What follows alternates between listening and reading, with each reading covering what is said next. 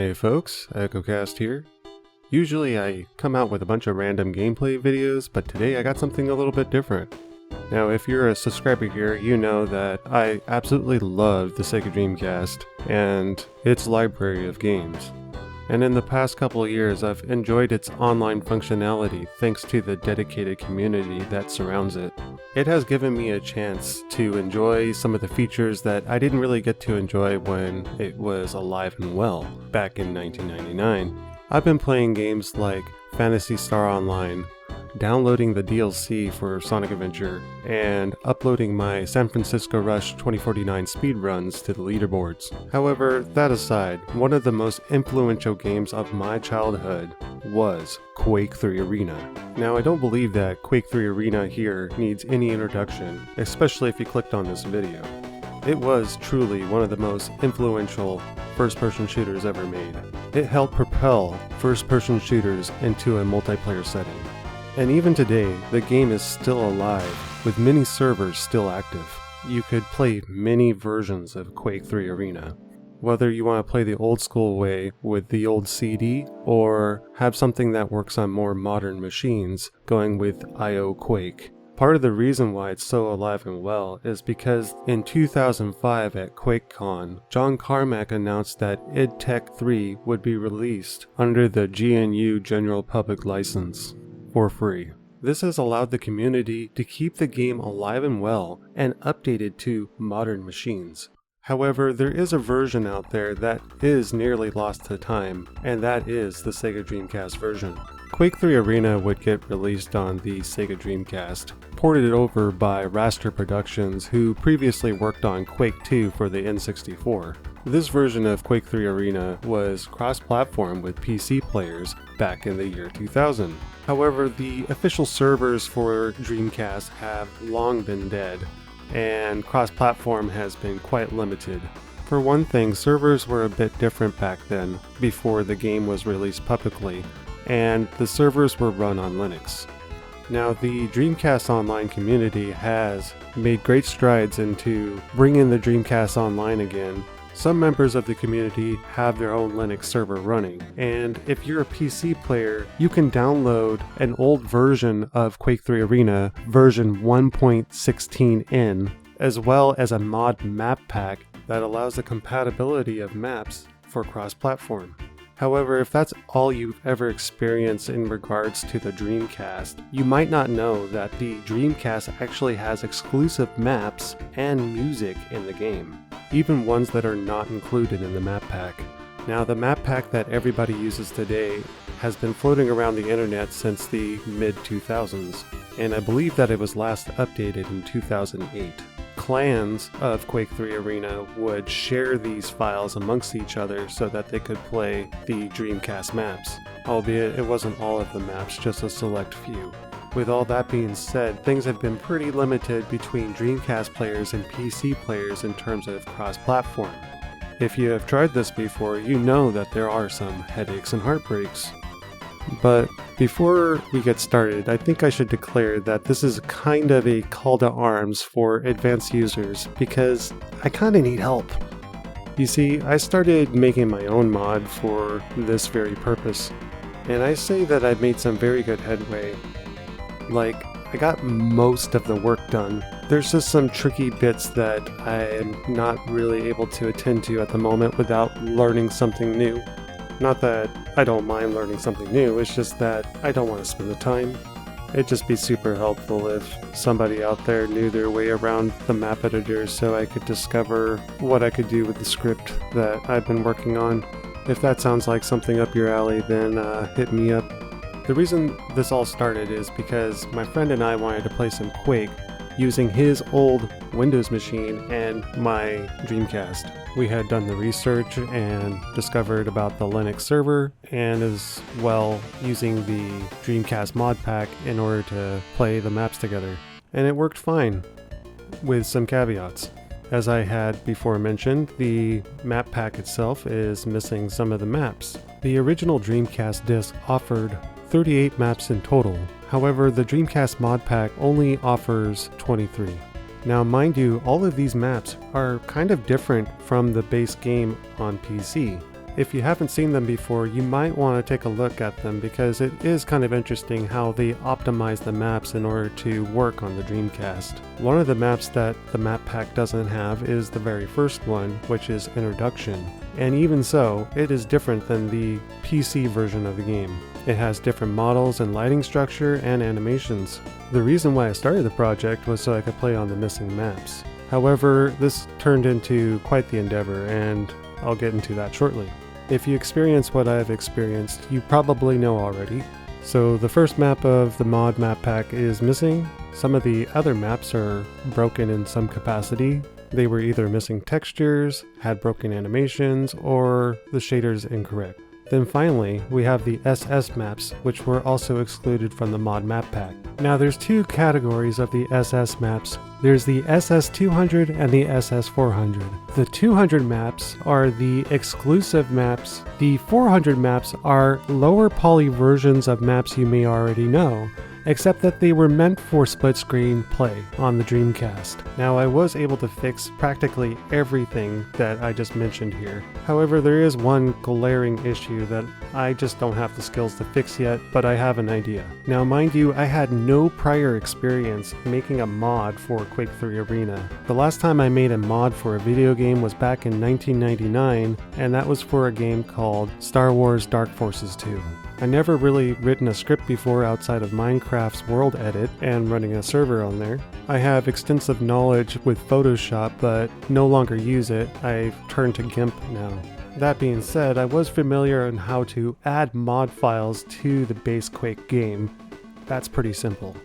Now I could have gone online and downloaded a GDI copy of the game from Internet Archive. However, since I actually own the game, I decided to use this as a learning exercise to extracting the files from the game disk itself. I happen to have one of those SD card readers that plugs into the serial port in the back of the Dreamcast and made a copy of my Dreamcast disk. I used a program called Extract Rebuild GDI in order to extract the GDI, and from there I was able to poke around in the files. And quite to my amazement, things were looking up. For the most part, the structure of the files in the Dreamcast version of the game is very similar to the PC installation files, albeit arranged a little bit differently due to hardware limitations. Since it's reading off a disk, whatever map is loaded, it has the files associated with it in the map folder. There was no hard drive on the Dreamcast, so it needed to be able to read these files immediately. Having them on the same sector on the disk allowed them to do this. So I went out of my way, gathering all the files and sorting them in a manner that the PC version of the game could read. After getting everything together, I made my first mod pack. So I booted up Quake 3 Arena to see what kind of mess I made. And yeah, I made quite the broken mess. I had missing animations, missing textures, missing shaders, and most of all, the look and feel of the old Dreamcast game. Not that that was initially my goal, mostly I just wanted to get these maps playable, but in hindsight, things will look better. In the console, I was able to see all of the errors that the game was having issues with. Most of them incurred shaders missing from certain images. As a test, I decided to borrow the shader text file from the original DC map pack, and it fixed some of them, but not most of them. I took a peek inside the text file, but I didn't know how to read it yet. In the Dreamcast disc, I noticed that there was also a shader text file. I also borrowed this one to see if things would get better, and they did. In the console, most of the errors went away for every map. However, visually things were still not looking right. Certain images and animations didn't blend together properly and would show transparencies incorrectly. Quake 3 Arena uses several different types of transparency in order to achieve its effects, one of which is alpha transparency, and the other uses black as a matte background that the game can interpret as transparent.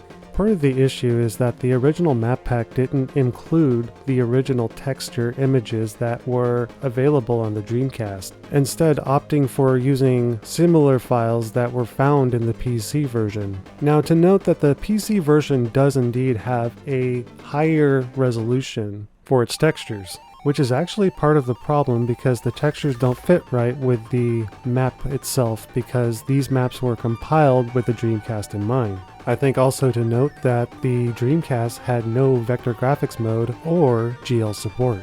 Any of the lights that you see in the Dreamcast port are actually baked directly into the map. So if you have played on these maps before and thought this looks particularly ugly, that is why. Turning off both of these settings should fix a lot of the issues, at least in regards to the light map. So I knew right away that in order to continue forward, I'd have to do two things. First one was to extract and convert all of the Dreamcast images from their PVR format, which is an image file that the Dreamcast reads, to a TGA format, which is what the Quake 3 engine on PC reads. The other thing I would have to do is amend the shader file, which will help me fix certain lights, shadows, blending, and animations. Now, extracting the images and converting them was kind of tricky to figure out because there wasn't a whole lot of options on the internet. I definitely didn't want to make an account on one of those websites that do it for you for free, but then start to charge you when you do too many. Luckily, the Dreamcast homebrew community has options. Online, I found a program called PVR2Image that allowed me to take the PVR images from any Dreamcast game and convert them into PNG. From there, I was able to load them up into GIMP, converting them into a TGA file. I had to do it this way in order to preserve the alpha transparencies. Any automated batch system from here would have ruined it. And even then, using the PVR to image almost broke things as well, as I needed to layer all the transparency textures 3 times just to get them to look right, because PVR to image reduced the transparency by 75%. I'm not quite too sure why that happened, but it's a small gripe considering how things are today. No joke, this took me 5 days to get it right because I needed to learn how to work with the alpha transparencies, but also I had messed everything up the first time because I exported every single image to 16-bit instead of 32-bit, which meant that I had to go back and do it all over again. But thankfully I did the research in the middle of my project. There was hundreds of images and it was quite the grueling process. Once that was completely done and out of the way, I was able to turn to the shader file. I really didn't want to deviate too far from the Sega Dreamcast version, but first I needed to know what I was looking at. After some patience and trying to decipher what everything meant, I went ahead and turned to Google. And to my amazement, one of the first things that pops up is Stanford University's Computer Graphics Center, and they have a shader manual on the subject. So I went ahead and did my research in that. It was pretty straightforward and only about 30 pages. And with some understanding with Photoshop, I kind of understood how blending worked with the shader text file. So I spent another 5 days debugging all of the shaders. Very first thing I did was rewrite everything so that I could make it more readable and concise. I'd make little tweaks here and there with my shader file, then launch the game and see what changes have improved. One by one, map by map, I fixed every single error in the game. I would use either the Dreamcast shader text file or the PC shader text file as reference, as well as referring to the shader manual that I found online. Again, I can't explain enough how helpful that was. So after converting all of the images and fixing the shader file, things were still not looking quite right. I had tried lots of little things to debug the issue. A big one was that certain textures were still blending improperly. So the big first step that I took was deleting the base game's texture file to ensure that there was no interference. Doing so revealed even more errors that I had missed. I of course went back to the shader text file to fix those errors and still wasn't looking quite right. So I decided to go back to the base game and delete all of the shader files. This of course broke many things like the menu and the HUD, but I was able to get the maps working 100% and that was the direction I wanted. This told me that there was redundancies in the shader file itself. I put back some of the necessary shader files into the base game so I could get the menu and HUD and console working correct, leaving out any shader text files that correspond with textures in the maps. And luckily for me, the base game separates a lot of the shader text files based on what the texture corresponds to, like walls, ceilings, and floors, or even map menus and UI and HUD. I just left out the ones regarding maps. Now, I started beta testing this game with my friend Shaq Nunick, and one of the first things that he pointed out that some of the textures in the environment was a little colorful, almost like a rainbow pattern on some textures in certain rooms. Some areas looked fine, but others were just out of place. Using my Dreamcast as reference to see how it should have looked, I could definitely tell that there were a few bugs to iron out. So, not knowing where else to turn after fixing every bug in the shader file, going over every single texture again just to be sure that I didn't mess something up, one night I was on the homebrew scene for Sega Dreamcast. There I discovered that someone had released a homebrew version of OpenGL. Now, I didn't find this particularly useful in my case, however, it made me realize that the Dreamcast didn't have GL. Combined with the knowledge that Dreamcast didn't use vector graphics in order to display lights in a map, rather having them baked into the map, and that the Dreamcast didn't have OpenGL, I turned both of these options off in my PC Quake game. Launching the game with these options in mind, the game nearly looks identical to the Sega Dreamcast port. And for right now, I would love to share with you what I have so far. I present to you a comparison. So here on the left side of the screen, you can see the Dreamcast port, and on the right side of the screen is the PC port. And what I'm doing here is I'm connected with both systems onto my friend Shaq Nunick's Linux server. And the Dreamcast is actually just spectating the PC version because I don't want to control both of the characters at the same time to show you a comparison video. So some of the lag that you do see between the two sides is mostly due to networking and not the hardware itself. However, the Dreamcast does run a little bit slower, which is why you may want to play this version instead. So I'll be quiet for a little bit and let this play out, but I'll come back in regards to the Skyboxes.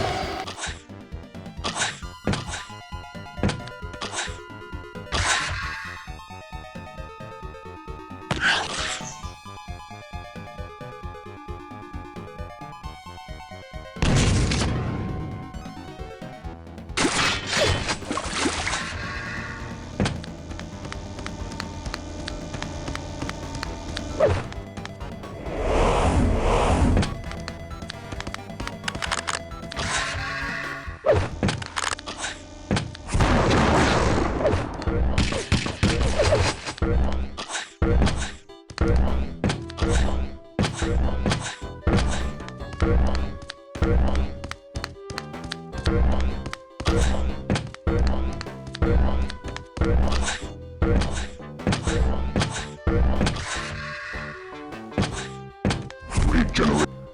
in regards to the skyboxes, on some of the official maps, the colors are either wrong or the animations are not working. It could be a conflict in a shader file, or there's something I don't know. Now in terms of the exclusive maps, as you can see here on the Dreamcast, there actually isn't a skybox at all, but a black void.